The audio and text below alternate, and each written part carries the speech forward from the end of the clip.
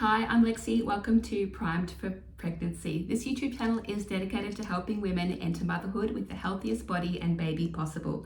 So here we talk about holistic fertility, hormone health, nutrition, herbal medicine, and just pregnancy from preconception to postpartum in a way that's easy for you to understand and apply at home. So if you're new here, welcome, and if you're coming back to watch another video, welcome back. I'm really glad to have you here. If you like this video, please hit like and subscribe so that I know what you want to see more of. So today's video, we're going to talk about DHA, a critical nutrient for the mother-baby dyad. So what is DHA? DHA is the abbreviation for the omega-3 fatty acid called docosahexaenoic acid.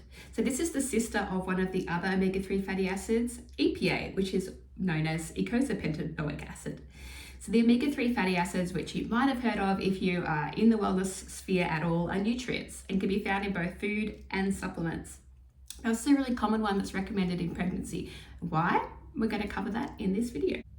This video is going to help you understand DHA and how you can use it at home to your advantage throughout your pregnancy and postpartum journey. So why is DHA recommended in pregnancy? It's recommended just basically because there's an extremely high demand for omega-3 fatty acids in the pregnant body. You're constructing a brand new human being from scratch, right? So every body part, every organ, every tissue, every muscle, every cell has to be made using the resources that are available in you, the mother's body.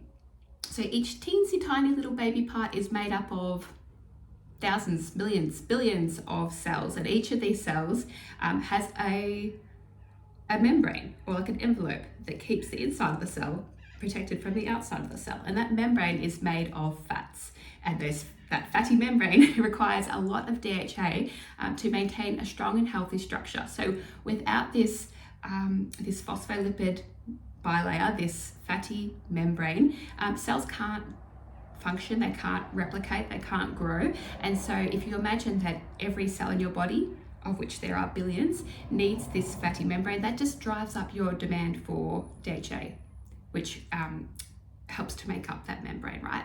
So in a pregnant body, you've not only got all of the cells in your own body that require that DHA for their structure and function, but the fetus or the baby that you're growing needs DHA as well for every cell in that tiny baby's body.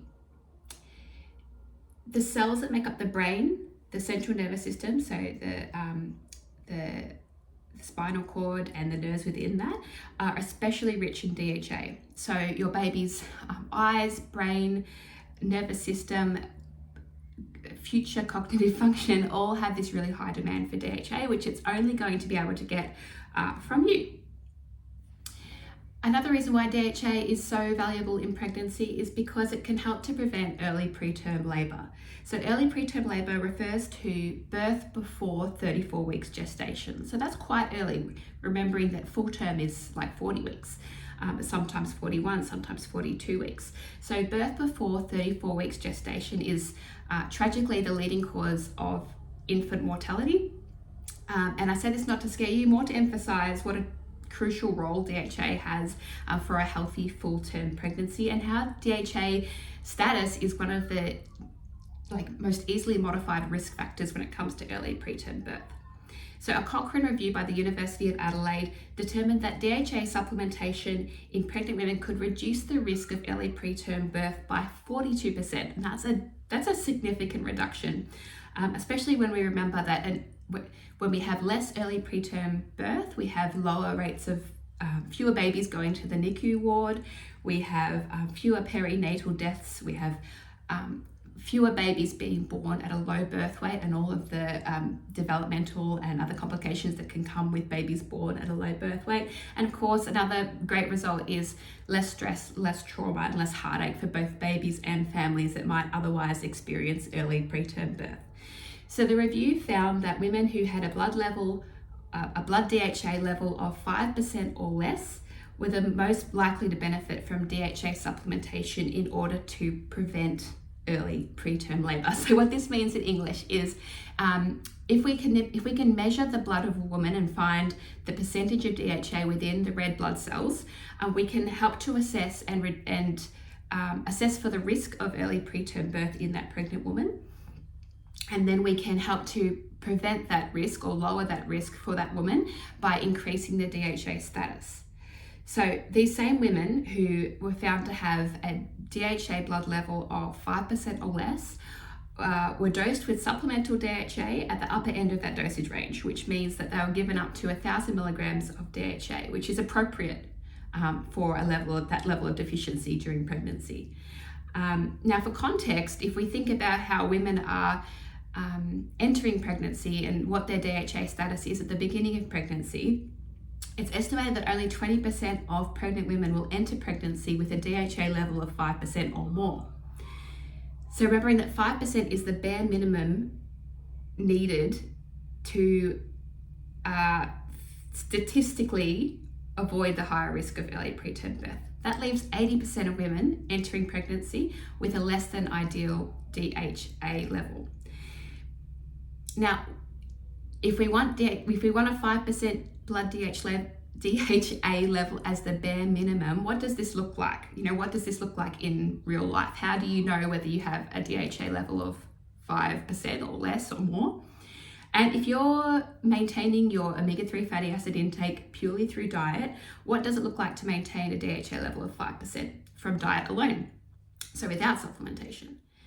Women who consume fish, especially fatty fish like salmon or mackerel, anchovies, sardines, or things like herring, twice a week can expect to maintain a DHA blood level of about 5%.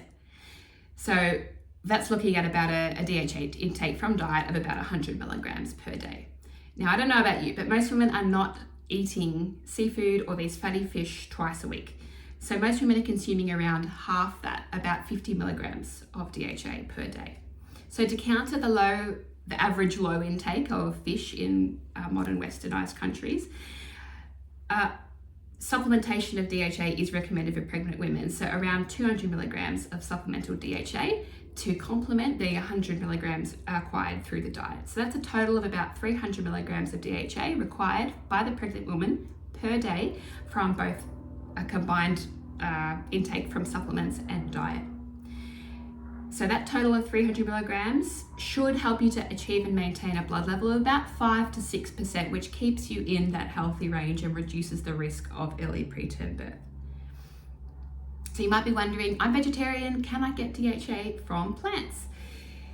Now, for vegans and vegetarians, plant foods are a potential source of omega-3 fatty acids, but they're an indirect source, which means that they provide the precursors for omega-3 fatty acids, EPA and DHA, but your body has to be able to take that precursor and convert it into the usable omega-3 fatty acids such as EPA or DHA. So plants don't actually contain omega-3 fatty acids. They contain something called alpha linoleic acid, which can be converted by the body into EPA or DHA. And your body's ability to convert alpha linoleic acid into EPA or DHA will differ depending on genetics, gender, any other pre-existing health conditions that might slow that conversion down. But in general, in humans, it's not a particularly efficient way to get your omega-3 fatty acids. So imagine, for example, that you've eaten a handful of walnuts. A handful of walnuts might contain about 2 grams of alpha linoleic acid, or 2,000 milligrams, which sounds pretty good. But now that body has to take that 2,000 milligrams and convert it into omega-3 fatty acids so that the body can use that DHA for the cellular membranes in your body and your baby's body. But because that process isn't super efficient, it's not the same as eating a can of salmon or a fillet of salmon. It's estimated that less than 4% of that 2,000 milligrams will actually be converted into DHA. So that means that handful of walnuts with the 2 grams of alpha linoleic acid might get you 80 milligrams of DHA. So that's 4% of 2 grams, 80 milligrams. And that's not accounting for potential variations that may exist because of genetic mutations or other lifestyle or disease factors. Now, in comparison, if you go and buy a 85 gram can of Alaskan wild salmon from the supermarket, that's going to contain about 600 milligrams of straight DHA that does not need to be converted by your body. So in short, yes, the body can use plant-based fatty acids to create DHA and EPA in the body, but it's a relatively inefficient process, and these foods simply just do not yield as high a volume of DHA or EPA as animal-based foods such as fish. So what about marine algal oil? Marine algal oil is a direct source of DHA that is vegetarian or vegan. It's produced from microalgae, meaning that the body doesn't need to convert that DHA from ALA. It's already existing in the algal oil. So a high quality prescription only algal oil supplement will provide about 600 milligrams of DHA per daily dose, which is more than enough to meet your needs, and costs about $2 a day for that supplement dose. Now, I have to advise, if you are vegan or vegetarian, you really need to look at what your fatty acid intake is in reality based on the foods that you eat. So if you are pregnant or trying to conceive and you are vegan or vegetarian, it's really worth looking into a high quality algal oil to ensure that you're meeting the requirements for DHA, since you're not eating fish, seafood, oysters, or these fatty sources of direct omega-3. So another reason that DHA is critical, and this comes into more how we live our daily lives and how we're able to function once we've had our baby, is baby brain. So most mothers are aware of the concept of baby brain. Maybe you've used it to write off silly little mistakes or social faux pas after welcoming a baby. I know, for instance, I once left the tap on in our bathroom and flooded our whole apartment when I was 6 weeks postpartum, which I blamed on baby brain.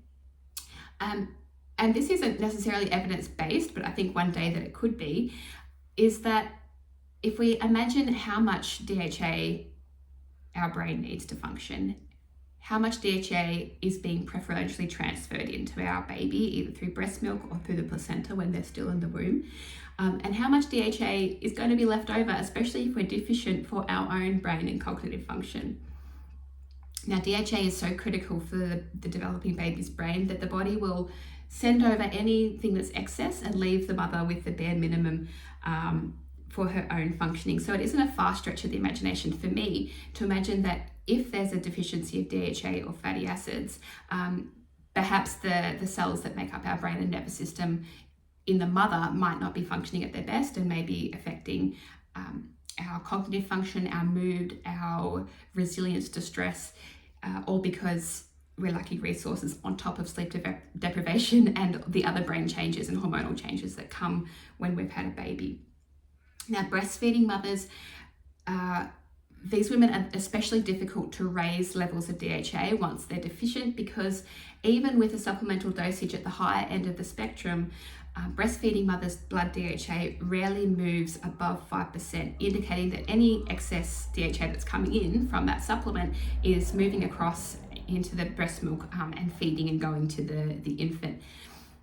Much of a child's brain and neural development is occurring in the first 2 years of life, which requires a large amount of DHA, which has to come from somewhere. And in breastfeeding babies, it's going to be coming from that breast milk, at least for the first 6 months to a year.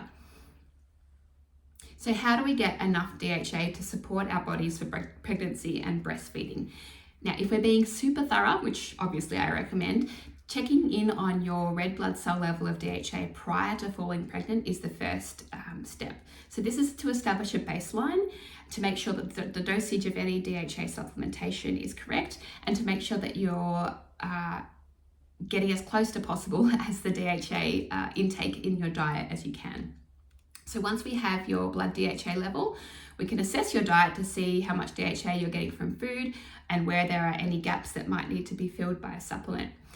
And if you find seafood difficult to access or prepare or eat, especially if you're already pregnant and you're experiencing nausea, a good quality supplement can really help to meet your needs. Now, when I say good quality supplements, I'm talking about supplements that are assessed for contaminants such as heavy metals and other impurities.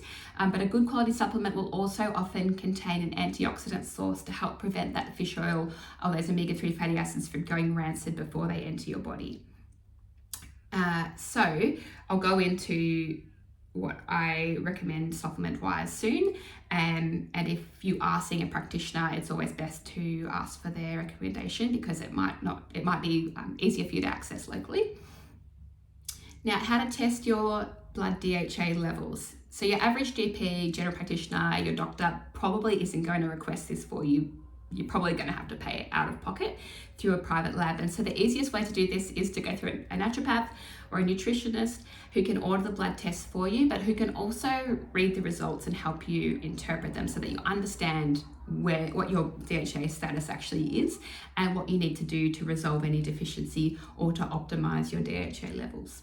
So at the time of writing, an essential fatty acids test that looks at the red blood cell itself, which is what we want.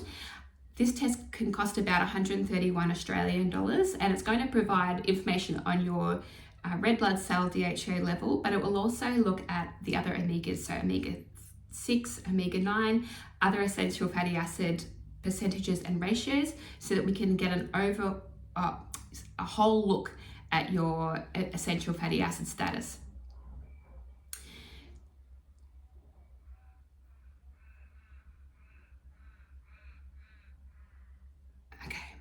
So you might be thinking, okay, well, if I have to eat more fish, especially in pregnancy, what about mercury? Because we're all told, don't eat too much tuna, don't eat too much fish or seafood because of the mercury content and the effect that mercury can have on a developing fetus.